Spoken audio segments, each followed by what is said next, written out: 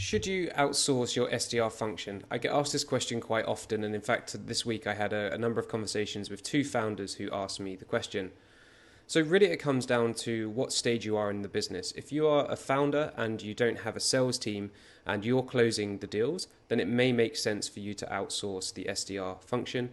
Or even if you have one sales rep who is the account executive, but they're spending their time sourcing leads and setting up appointments with them, that could also be an opportunity to outsource your SDR team.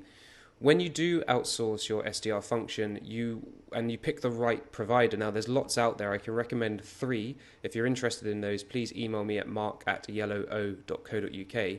But when you outsource it to the right partner, they will actually have the playbooks and the strategy, and they'll help you build the outbound prospecting strategy that you need and the playbooks to follow. Now, if you again are that early stage founder and you don't have this in place, it can be very difficult for you to do that, especially if that's not your background.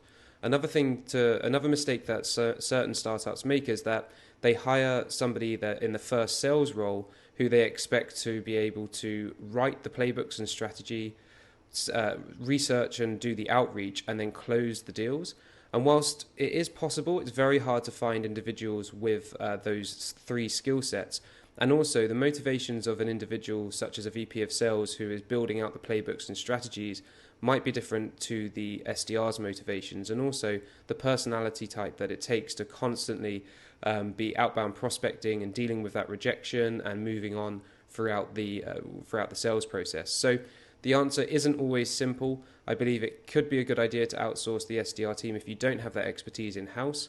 Work with the SDR company, the SDR outsource company, to build out your sales process, and in the future you can always bring that in-house. But I think it's a great way to test whether outsourcing the SDR function will work for you.